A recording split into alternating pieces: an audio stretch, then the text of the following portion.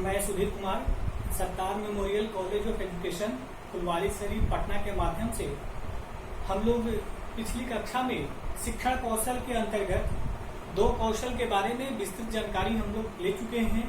तो आज हम लोग उसी क्रम में एक तीसरा एक स्किल है, उसकी 2 स्किल की आज चर्चा करेंगे। उसी में जो 3rd स्किल है उसका नाम है उद्दीपन परिवर्तन कौशल। ठीक है,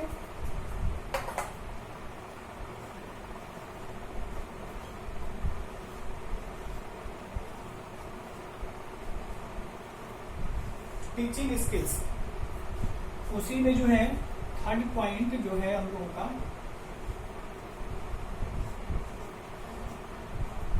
उद्दीपन परिवर्तन कौशल। स्टिमुलस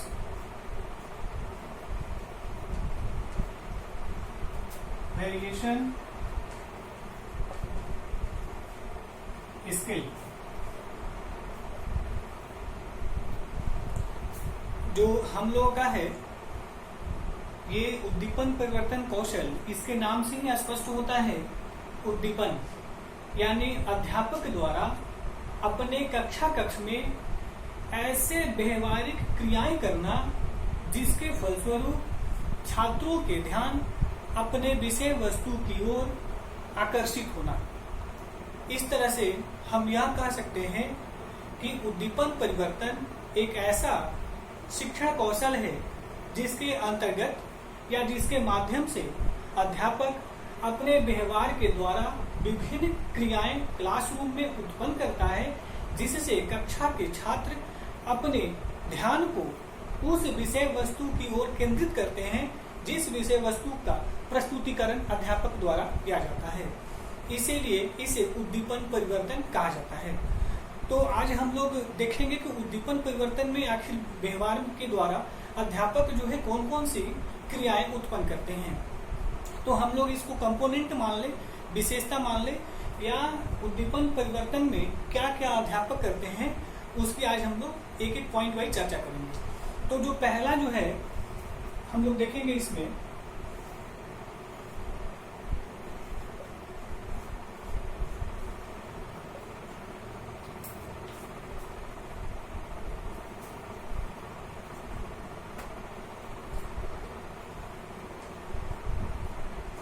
शरीर का संचालन।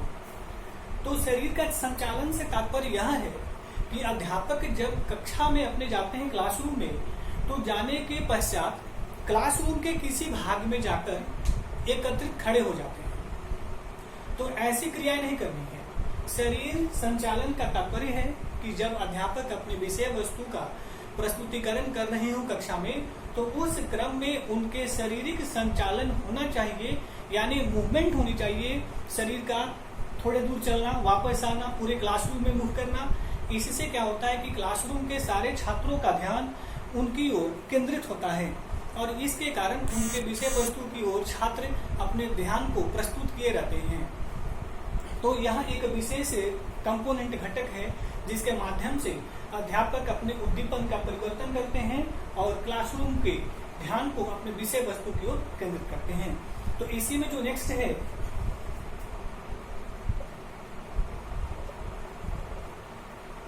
हाथ द्वारा संकेत।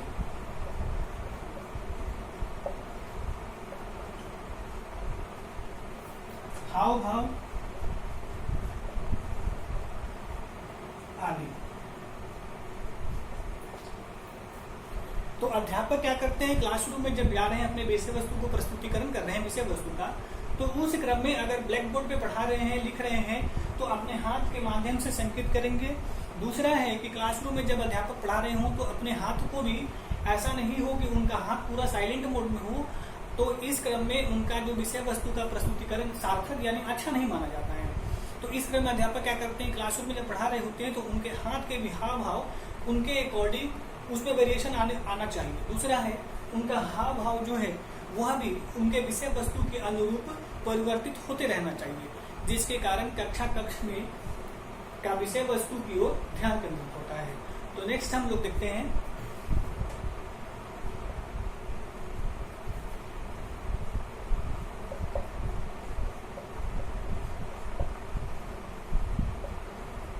स्वर में उतार चढ़ाव। इसका तात्पर्य यह है कि अध्यापक जब कक्ष में अपने विषय वस्तु का प्रस्तुतिकरण कर रहे होते हैं, व्याख्यान देते समय उनके स्वर में वेरिएशन आना चाहिए।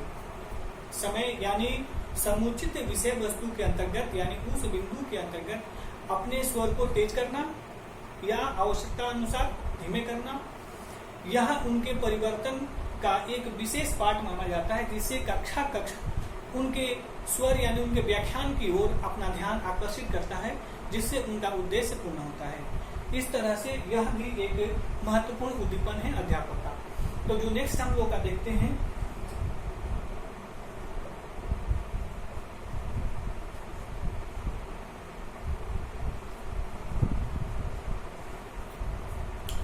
मौन विराम इसको बोलेंगे मौन रहना।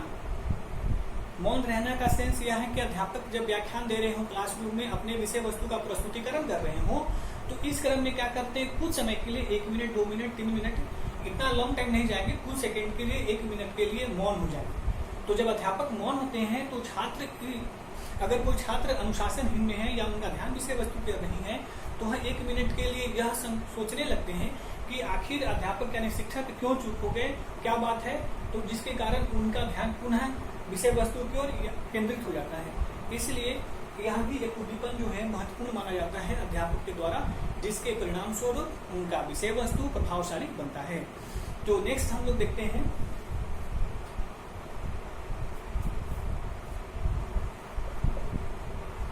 छात्र शिक्षक अंतःक्रिया का प्रयोग। तो इसमें हम लोग देखेंगे कि छात्र शिक्षक अंतःक्रिया का प्रयोग, तो इसमें क्या करते हैं अध्यापक कि क्लासरूम में जब अपने विषय वस्तु को पढ़ा रहे होते हैं, तो इस क्रम में, पढ़ाने के क्रम में उनको ऐसा लगे कि क्लासरूम के कुछ छात्र अनुशासनहीन कर रहे हैं, या ऐसा लगे कि कोई अगर उनको अनुमान लगाना हो कि क्या छात्र मेरे विषय वस्तु की ओर ध्यान केंद्रित किए हैं या ऐसे ही नॉर्मल बैठे हुए हैं, तो इस क्रम में अध्यापक क्या करते हैं कि सडन किसी बच्चे को खड़ा कराते हैं क्लासरूम में, किसी भी छात्र को, और खड़ा कराने के बाद बहुत पूछते हैं जो पढ़ा रहे होते हैं 1-2 क्वेश्चन। अगर छात्र उत्तर देता है तो इसका मतलब स्पष्ट है कि उसका ध्यान विषय वस्तु की ओर है, और इसके फलस्वरूप यह परिणाम होता है। तो उसी के कारण और कक्ष में जितने उपस्थित छात्र होते हैं, तो उनका ध्यान भी अध्यापक और विषय वस्तु की ओर केंद्रित हो जाता है। साथ ही अध्यापक किसी स्टूडेंट को बोलता है कि आप जो लिखे हो लाकर दिखाओ हमको, यह भी इसमें अंतःक्रिया में आएगा। तो इस प्रकार के परिवर्तन करने से उनका विषय वस्तु यानी लर्निंग छात्रों के लिए बेनिफिट होगा, और छात्र टीचिंग जो है वो इफेक्टिव होगा। ठीक इसी में हम लोग देखेंगे नेक्स्ट,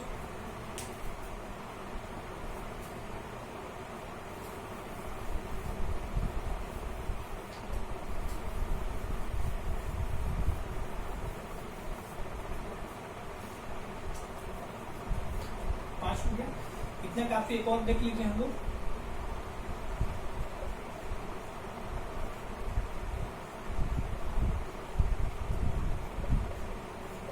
छात्र का सहयोग, तो छात्र का सहयोग का सेंस इसमें क्या लेंगे उद्दीपन परिवर्तन में, कि अगर कोई क्लासरूम में ऐसे विषय वस्तु का आप प्रस्तुतिकरण कर रहे हैं, अगर माना जाए कि अगर हम मैथमेटिक्स पढ़ा रहे हैं बच्चे को, तो मैथमेटिक्स पढ़ा रहे हैं, उसके क्रम में हम एक क्वेश्चन को सॉल्व कर दिए फॉर्मूले के माध्यम से, तो next same base formula question अगर हम देते हैं स्टूडेंट को, तो उसी क्लासरूम के किसी स्टूडेंट को बुला के बोलते हैं कि तुम इसको सॉल्व करो। तो अगर यह छात्र जो है सॉल्व करता है, तो यह जो है इसको हम लोग बोलते हैं छात्र का सहयोग उद्दीपन परिवर्तन, यानी अध्यापक छात्र के सहयोग से उस प्रश्न के उत्तर का प्रस्तुतिकरण करवाया। इससे पूरे कक्षा में एक उत्साह का विकास होगा, जिससे दूसरे स्टूडेंट भी मोटिवेट होंगे और अपने अध्ययन अध्यापन में रुचि उत्पन्न करेंगे। तो इस तरह से हम लोगों का यह कौशल कंप्लीट होता है। तो इस कौशल में हम लोग यह समझे कि उद्दीपन परिवर्तन कौशल के अंतर्गत अध्यापक अपने व्यवहार में विभिन्न क्रियाएं, अपने व्यवहार के द्वारा विभिन्न क्रियाओं का प्रस्तुतिकरण करते हैं, जिसके फलस्वरूप कक्षा कक्ष के छात्रों का ध्यान केंद्रित उनके विषय वस्तु की ओर होता है और उनका अध्ययन अध्यापन प्रभावशाली होता है। और उसके अंतर्गत स्किल को कंप्लीट यानी आपके उद्दीपन परिवर्तन को कंप्लीट करने के लिए यानी उसके अंतर्गत कौन कौन से कार्य किए जाते हैं तो हम लोग ये कंप्लीट देखें। इसके अलावा भी बहुत सारे हैं, आप आवश्यकता के अनुसार इसका प्रयोग कर सकते हैं और प्रयोग कर करके अपनी लर्निंग को और टीचिंग को इफेक्टिव बना सकते हैं। तो इसी में हम लोग नेक्स्ट अब एक दूसरा स्किल हम लोग देखेंगे।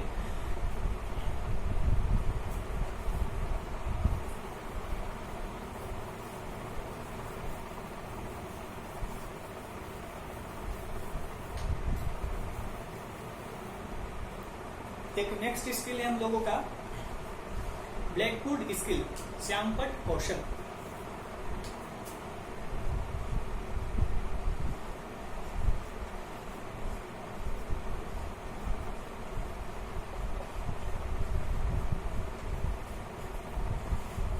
श्यामपट्ट कौशल ब्लैकबोर्ड स्किल।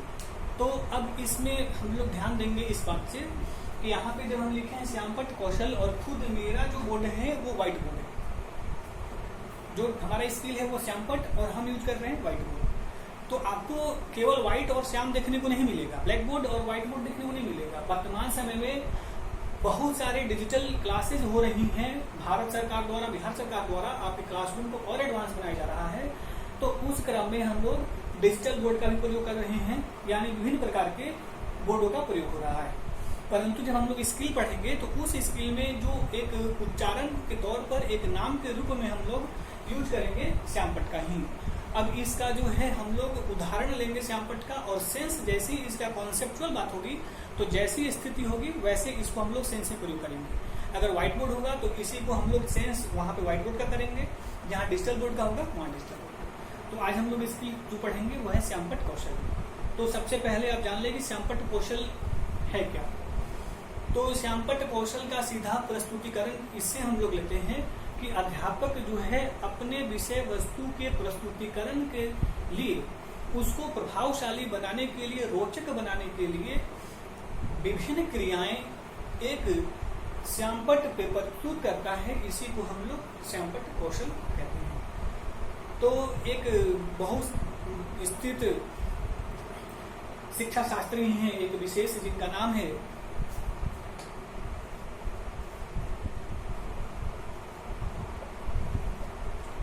C.L. भल्ला।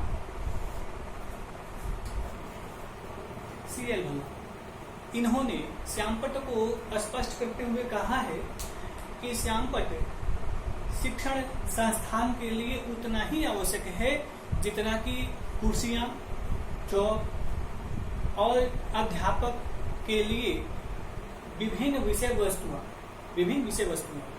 यानी इस तरह से भल्ला महोदय ने कहा है कि श्यामपट्ट उतना ही आवश्यक है जितना कि आपके डेस्क, क्लासरूम के लिए डेस्क, विद्यालय के लिए कुर्सियां या विभिन्न वस्तुएं आवश्यक है, उतनी ही आवश्यक आपके लिए श्यामपट्ट है। और इन्होंने कहा है कि श्यामपट्ट जो है वह शिक्षण का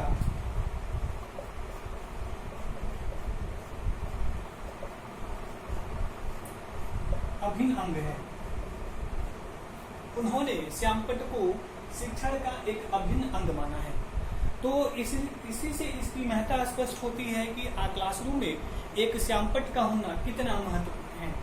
तो हम लोग श्यामपट्ट कौशल के बारे में चर्चा करेंगे कि उसमें क्या क्या हम लोग करेंगे श्यामपट्ट कौशल के अंतर्गत।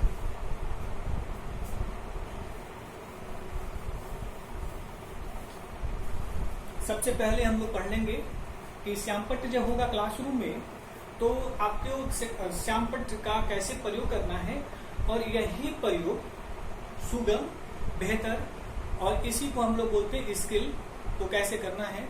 तो अगर माना जाए क्लासरूम में आप अपने विषय वस्तु का प्रस्तुतिकरण कर रहे हैं या अपने टॉपिक से रिलेटेड, अपनी बातों से रिलेटेड, अपने व्याख्यान से संबंधित कोई शब्द, कोई विषय, कोई भी वाक्य लिखना चाहते हैं, तो सर्वप्रथम उसमें जो होना चाहिए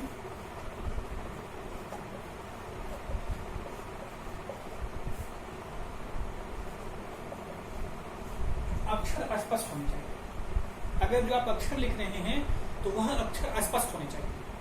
श्यामपट्ट कौशल का प्रयोग आप कर रहे हैं तो उसमें आपका अक्षर जो है पूर्णतः स्पष्ट होना चाहिए। तो अस्पष्ट का सेंस इससे हम लोग लेंगे कि अध्यापक लिखे और छात्र सरलता पूर्वक उसे पढ़ ले, इसी को हम लोग अस्पष्ट कहेंगे। जो नेक्स्ट है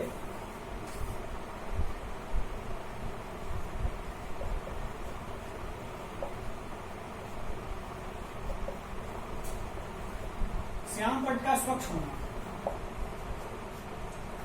जैसे माना जाए कि अभी हमारा व्हाइट बोर्ड है तो थोड़ा थोड़ा इसमें ब्लैक गंदगी है, गंदा है, फिर भी इसमें लिखावट में हमको लगता है मे भी स्पष्ट दिख रहा होगा, आप लोगों को दिखेगा।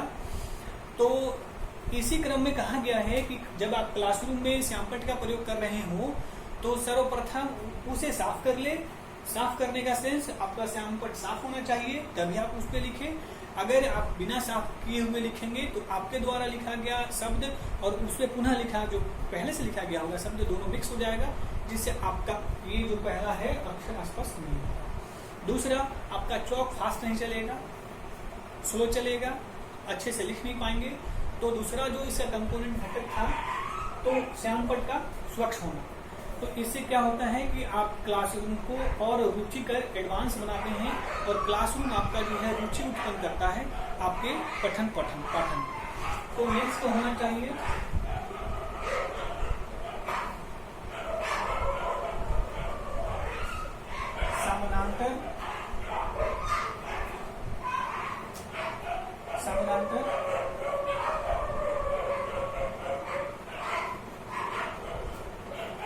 समानांतर अक्षर। तो इससे स्पष्ट क्या हुआ कि जब क्लासरूम में आप लिख रहे हो, अगर जैसे कोई शब्द अगर हम लिखे हुए हैं कि श्यामपट्ट का स्वच्छ होना, तो अगर माना जाए कि अगर हम ये लिखे हैं और ऐसे अगर कोई लिख दे कि एक ऐसे लिखे, कोई अगर लिखे व्हाइट बोर्ड पे तो किसी का लिखावट ऐसे चला जाता है, या कोई यहाँ से स्टार्ट किया तो यहाँ चला गया, या कोई स्टार्ट किया तो यहाँ चला आया, या कोई स्टार्ट किया तो ऐसे चला गया। तो इस स्थिति में नहीं होनी चाहिए। आप जब श्यामपट्ट पे लिखे तो आपका जो लिखावट जो हो एक समानांतर से, मतलब एक बराबर इक्वेटर के मतलब तुलना में हो। तो इससे आपका जो है श्यामपट्ट स्किल एक सार्थक कंप्लीट होता है। अगर ऐसा नहीं होता है तो आपके स्किल में त्रुटि है, ऐसा माना जाएगा। जो हम लोगों का नेक्स्ट है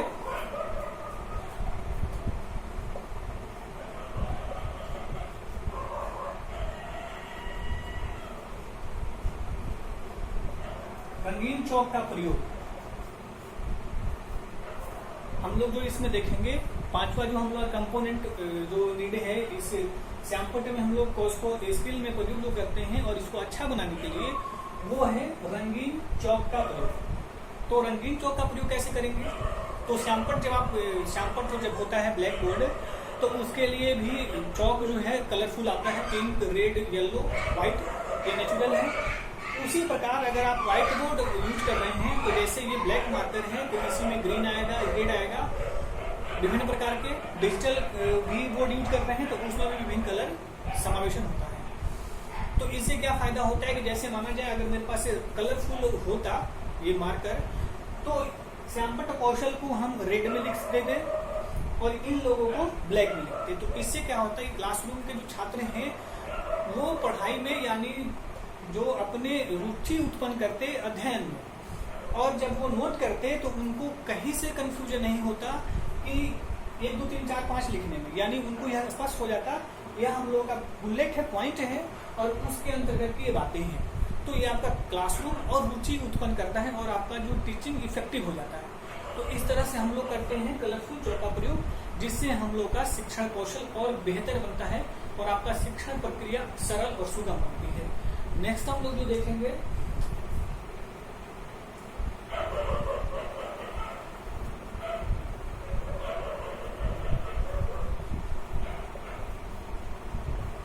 उपयुक्त रेखा चित्र का प्रयोग।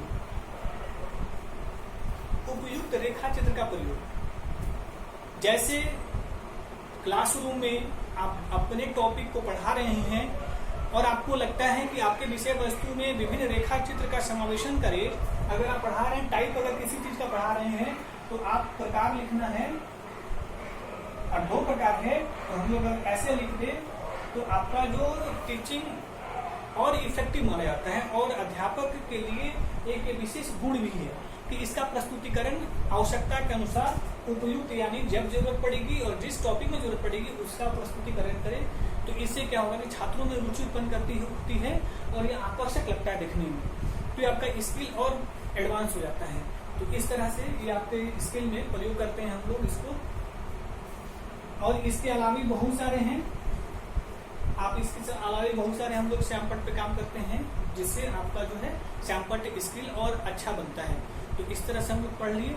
अब इसी में हम लोग देख लेते हैं 2-3 और पॉइंट की क्या नहीं करना चाहिए श्यामपट्ट पे हम लोग को लिखते समय। तो श्यामपट्ट आप जानते कि श्यामपट्ट कौशल के अंतर्गत जो है अध्यापक विभिन्न कार्य करते हैं, यानी अगर आप श्यामपट्ट पे लिख रहे हैं तो अक्षर स्पष्ट होना चाहिए, श्यामपट्ट साफ होना चाहिए, अक्षर आपका समानांतर एक सीधी रेखा में होनी चाहिए, रंगीन चौक क्लासरूम में है उसका समुचित प्रयोग करेंगे, जहां हेडिंग होगा उसको दूसरे कलर से, उसका तरह छोटे छोटे बिंदु को दूसरे कलर से लिखेंगे।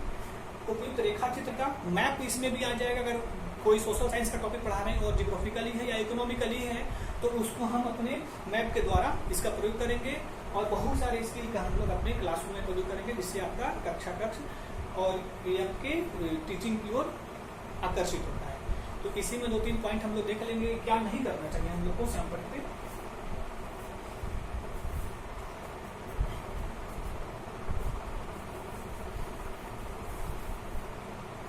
तो इसमें हम लोग देख ले पहला कि जैसे बहुत सारे अध्यापक हैं तो लिखने के समय हम लोग देखते हैं जो लिखते हैं ऐसे, तो यहाँ पे 45 डिग्री का एंगल हम लोग का बनता है। तो इसी से स्पष्ट होता है कि हम लोगों को क्या नहीं करना चाहिए।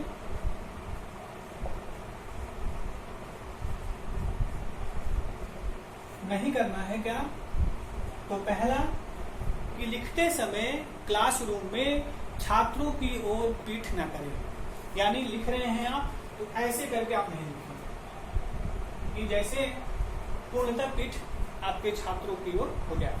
आप लिख रहे हैं तो ऐसे लिखेंगे, और हाफ ध्यान इधर। नेक्स्ट जो है हम लोग जो करेंगे लिखने क्रम में, पहला है पीठ नहीं करेंगे श्यामपट्ट कौशल का प्रयोग, श्यामपट्ट का प्रयोग करते समय हम लोग। दूसरा, श्यामपट्ट पर लिखते समय अध्यापक पूर्णतः श्यामपट्ट की ओर ध्यान नहीं देंगे, यानी अगर आप लिख रहे हैं तो अगर कोई अध्यापक है वो सोचेगा कि हम पूरा ये पॉइंट सारा लिख लेंगे उसके बाद ही टर्न होंगे छात्रों की ओर, तो ऐसा नहीं होना चाहिए। आप लिखें फिर छात्रों की ओर टर्न हो, यानी श्यामपट्ट पे लिखने क्रम में बार बार छात्रों की ओर भी ध्यान देना चाहिए। नेक्स्ट जो हम लोग देखते हैं इसमें कि इसमें अस्पष्ट है तो क्या नहीं होना चाहिए, अस्पष्ट नहीं होना चाहिए। अगर आप राइटिंग अच्छा है खराब है इसका कोई सेंस नहीं है कि आप बोर्ड पे लिख रहे हैं तो अच्छा नहीं लिखते हैं, तो अच्छा खराब का सेंस कोई नहीं है। सिर्फ हम लोग क्या लिखना है, स्पष्ट होना चाहिए, यानी गंदा नहीं होना चाहिए। दूसरी बात है लिखने क्रम में ऐसी रेखाएं बोर्ड पे नहीं आनी चाहिए, समानांतर में जानी चाहिए। तो इस प्रकार को ध्यान अगर हम लोग रखते हैं श्यामपट्ट का प्रयोग करते समय, तो आपका श्यामपट्ट कौशल अच्छा होगा और आपका क्लासरूम आकर्षित होगा, आपके विषय वस्तु की ओर आपका टीचिंग प्रभावशाली हो जाएगा। तो इस तरह से एक प्रभावशाली अध्यापक बनने के लिए उद्दीपन परिवर्तन और श्यामपट्ट कौशल के साथ साथ विभिन्न कौशलों का भी होना अति आवश्यक है। इसलिए हम लोग अब नेक्स्ट जो हम लोग वीडियो पढ़ेंगे तो फिर उसमें 2 स्किल की चर्चा करेंगे। तो आज इतना, उम्मीद है कि आप लोगों को समझ में आया होगा। ठीक है।